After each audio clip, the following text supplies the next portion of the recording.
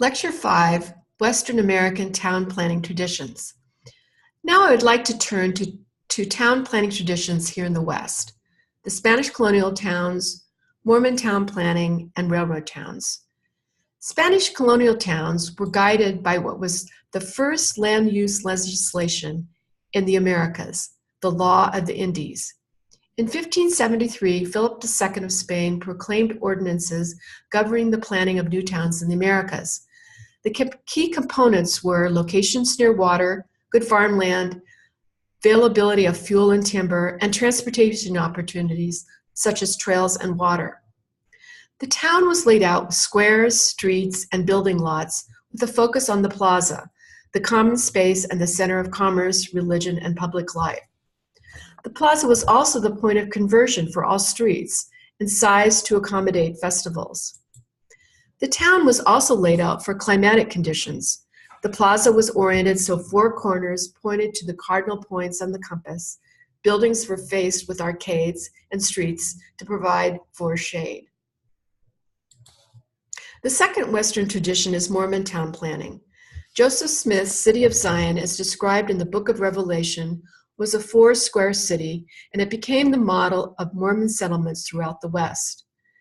The main features were it was 1 mile square in size, divided into 10-acre blocks, equally divided into lots, and 132-foot wide streets. This is the width of Chinden Boulevard in Garden City.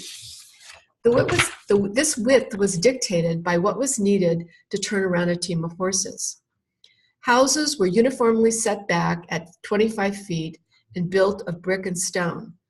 Lot frontages alternated along the street so that no house faced the front of another for privacy purposes. And the 24 most central blocks were reserved for public buildings and the temple.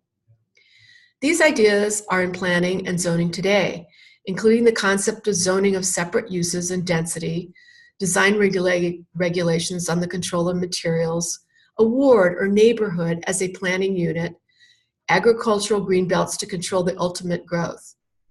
500 cities and towns were built following this plan in just 50 years between 1855 and 1905.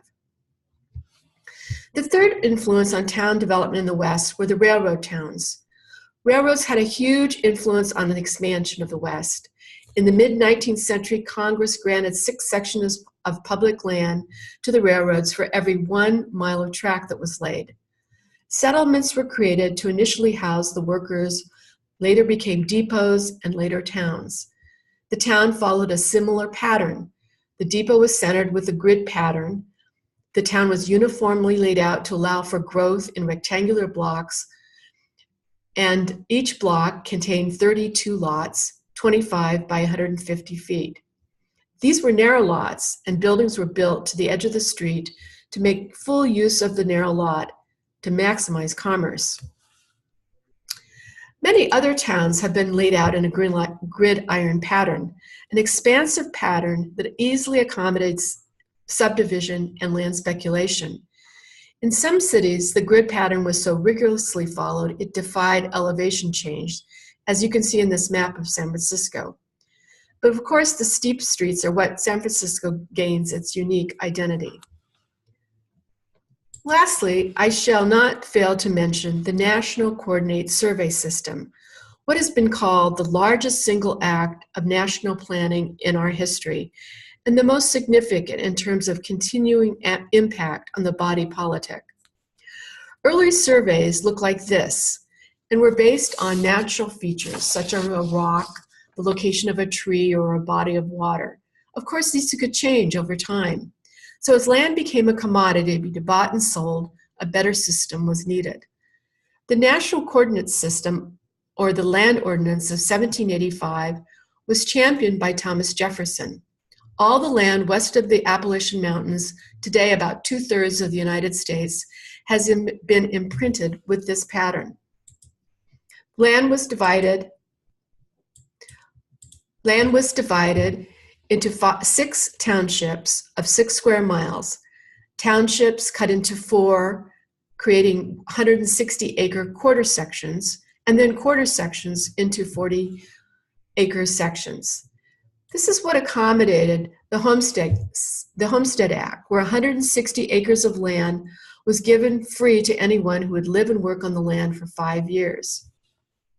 This is an enduring element of land ownership. And here you can see it in an aerial of a developing area south of Boise.